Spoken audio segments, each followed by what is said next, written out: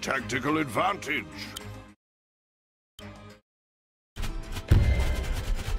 Hey!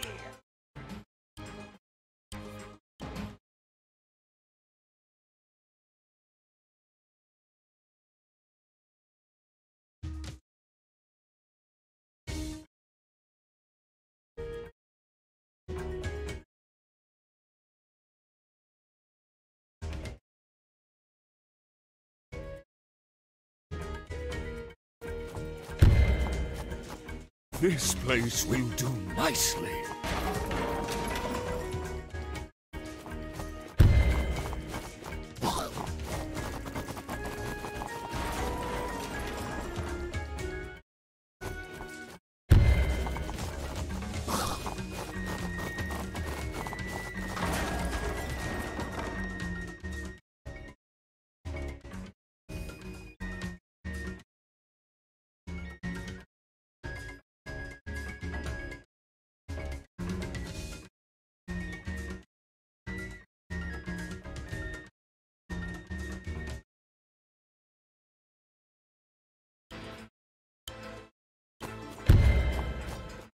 This should be advantageous.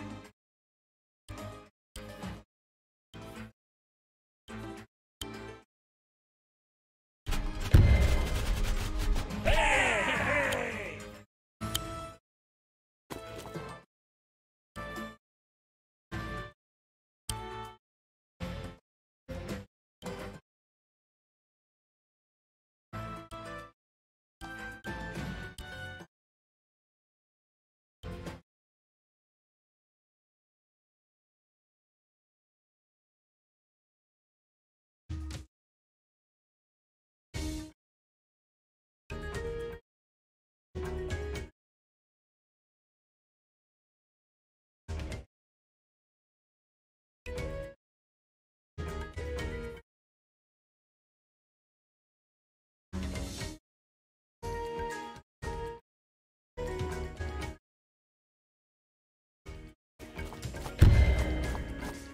This place will do nicely.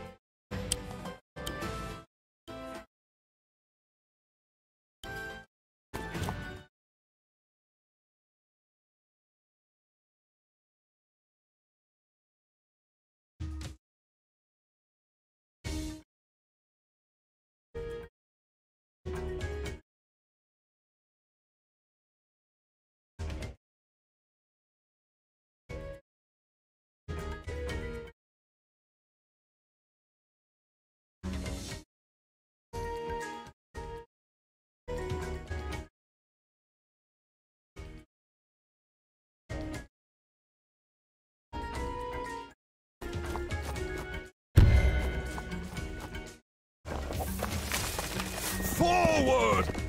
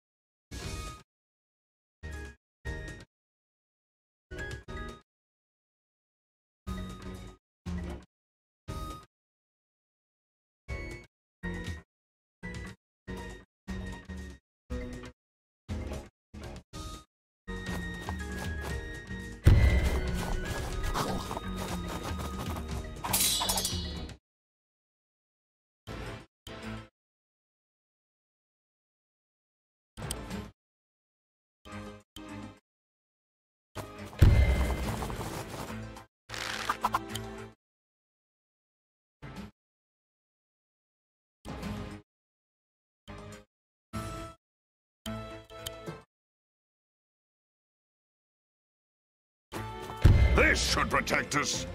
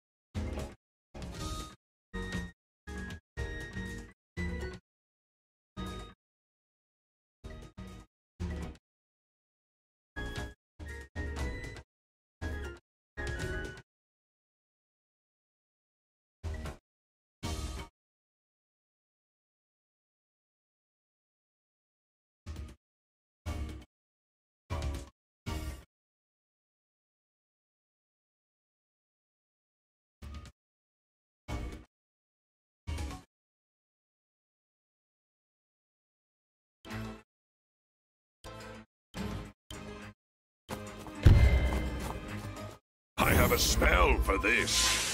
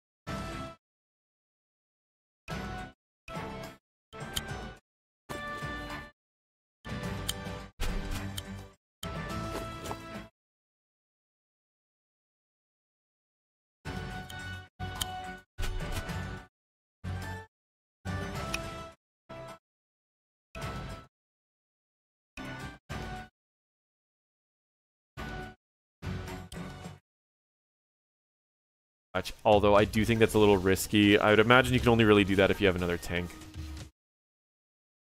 So whenever we get into fights like this, you can see how it does get pretty crazy, the amount of damage that he has available and how scary he can be when he's just trying to bully people out of these areas. Like, a Diablo walks up for even just a little too long and suddenly the Diablo is half health, and the Diablo is trying to get through this Imperius and just taking all of its health onto any other target that he jumps onto. You can see just their health is just melting away, dealing tons of damage, getting flips off, drops them, and then just takes them out.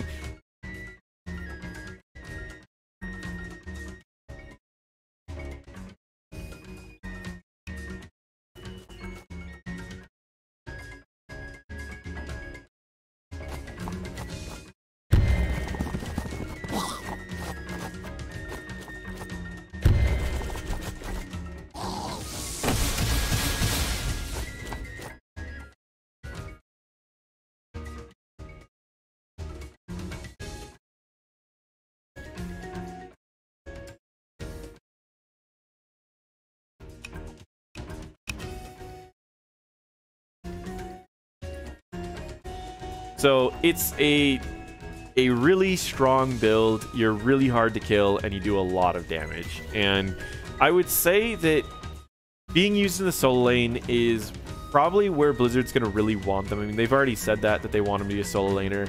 And it's a very tricky solo laner because you don't really have that many escapes. You don't have a lot of wave clear without picking up Holy Fervor. But in this particular build, you do kind of have everything that you need to really be effective. And there's a lot that you can do to be really scary. I mean, if you saw the health of that Alarak, he got hit by one major CC there and then just absolutely blew up from just extra damage, the explosion, because he was able to hit with all three of them and then proc the Valorous Brand for that extra damage. And it was just a scary amount of damage. So we're going to be reaching the point in this. Again, blowing up another person. He does wake up someone immediately, deals a lot of damage, takes out another person. It's just a ridiculous amount of damage. It really is. And his cleave's getting up to 273 damage a cleave. So again,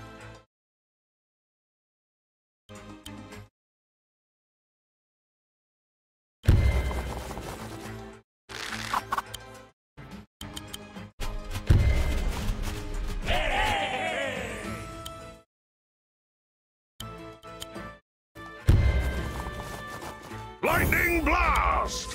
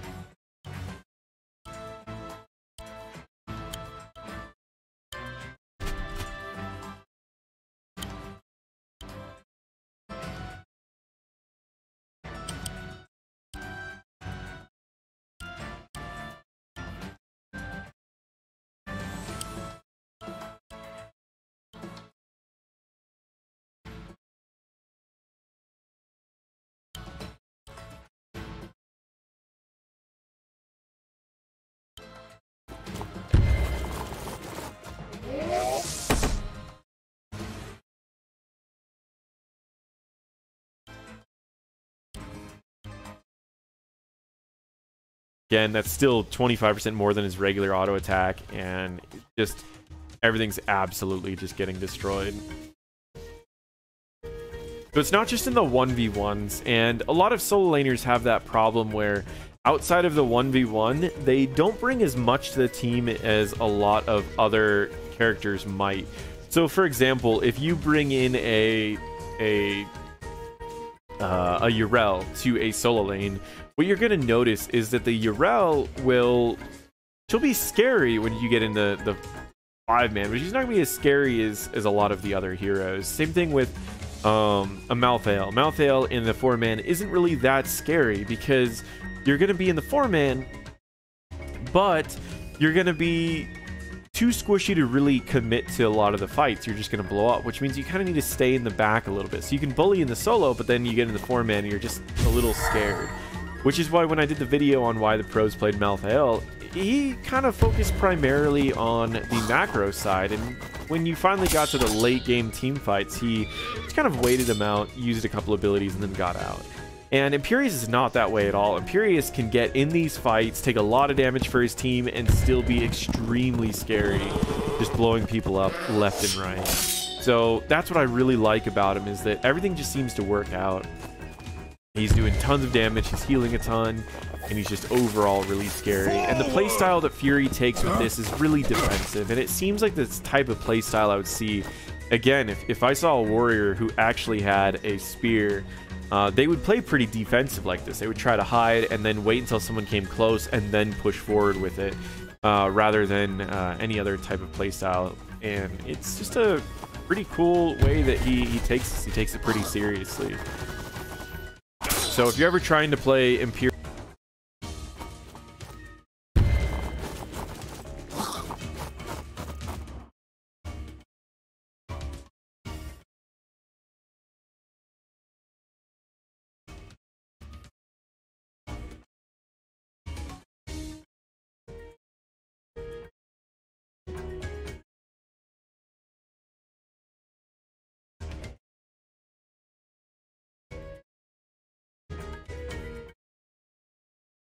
Imperius, this is how I would recommend playing him. Just abuse the fact that you are very hard to kill, abuse the fact that you're a bully in lane. I mean, look at that damage. That Diablo went from 35% health down to nothing without even using an ultimate ability or anything. Right here is a little sketchy, but we do play a little aggressive in some of these. So just know this isn't really pros versus pros, but I wasn't able to. So I was going to explain that too. The Toasty Gladman, while he was used a lot for those, I wasn't able to get those replays yet. I'm still asking about that. My goal is to get those replays and then to do some analysis on those particular games and the heroes that were played, the new heroes that are meta, and kind of go from there. Look at that damage. Every hit is doing a ridiculous meta, and kind of go from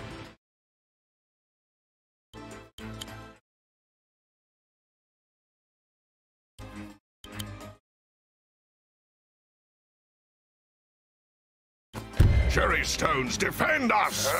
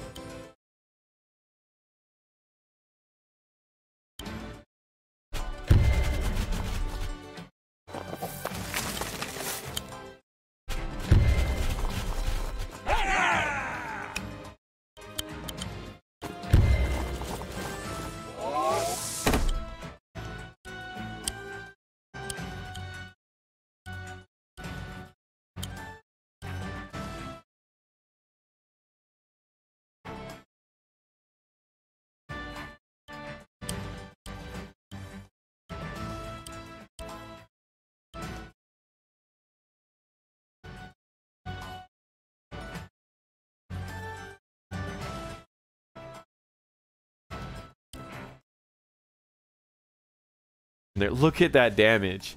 Every hit is doing a ridiculous amount, and he does that swipe. Even if he's against a single enemy, he does that swipe against them to get that extra damage, because it does scale. It's got a scaling damage, and it does a lot more than your regular attack does. So if you're doing that, if you get your W, your Q, your E, and then you pop the Holy Fervor and you attack someone, the amount of extra damage you get from your Valorous brand plus the Holy Fervor, you're doing something like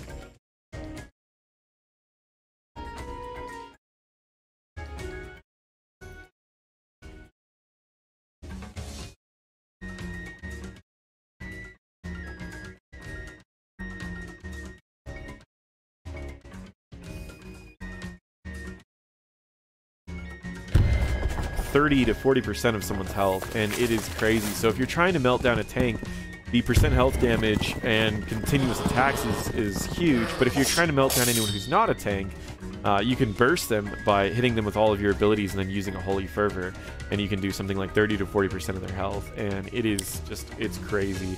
Plus the fact that both of his ults are extremely powerful. While we are seeing mostly just the throw right now, it doesn't mean that there aren't other options that are just as powerful. And so we have another fight that's starting up right here, and he gets back in these fights, pops his Holy Fervor, and just starts swinging away, doing crit damage of almost 470 damage when he's attacking. And he gets right onto this this Sylvanas, tosses her into the air, drops her down, gets a crit, 332 damage, tosses her into the air, drops her down, gets a crit, 332 damage, 370 damage, tosses her into the air, drops her down, gets a crit, 332 damage, 370 damage onto this Rhaegar, 320, 309. I mean, every hit that he's doing is just doing so much. It's very easy for our team to clean up after he takes everyone out. He gets everyone low, he bullies them. They didn't get him even low at all. He's still at full health, just dropping everyone. So that's how you should be playing Imperius. You should be this unkillable force that's just scary. And I'll talk a little bit about some of the other builds on him. I've played Imperius a few times. I'm still pretty low level with him. I mean, I got him to, like, I think 4 on the PTR, and then the when he actually released, I only got him to maybe 5, I think. But I'm sitting at like 100% win rate with him right now. That's not saying much. I think that's out of like 10 games. I've played them both as his tank build. So to talk a little bit about the tank build that was being played after they made the change, or before they made the change to burn the Imper, it was Impaling Light at 1 and Flash of Anger at level 7, and the rest of the build's essentially the same. The reason why you went with this is to lower the cooldown of your Q, and then to charge in, do a lot of burst damage, and then to take people out afterwards. But we can see that Fury goes more for the higher damage build and less about the burst. It's higher sustained damage and I would say a similar amount of burst, honestly. But it reminds me about, and this is the reason, another reason why I don't really like Wrath of Anguirus, is because if you miss it, it goes on a full cooldown and it's pretty rough. It's just not very consistent. If it was a targeted ability, I could see it being a little bit more used, but for now, it's just being used for these friendly games. He does end up picking up Valorous Pursuit, but I would say that these options are pretty good. The Heavenly Host, if you did get that ultimate to upgrade that, or Impervious, which allows you to get a lot of spell armor and be unstoppable for a little bit. So again, wait till his abilities are up. Takes a while to get him low, but then once his abilities are up, he can pretty much just melt down this Diablo as fast as he wants to, and he just needs to get one brand on him, and then he can jump to him whenever he wants to. Doesn't even need that, critting for a lot of damage. So as a solo laner, he is doing a ridiculous amount of damage. 10 kills, 64,000 hero damage, 12,000, 13,000 experience contributed. And his siege damage is the only thing that he's a little bit down on, which we talked about this when Imperius was being released, that his wave clear was really low, his siege damage was really low, but the amount of damage that he brings to a fight against, I mean, look at this. That was a full health Diablo, and he's just dropping a heal. Is why the pros are playing Eclipse, maybe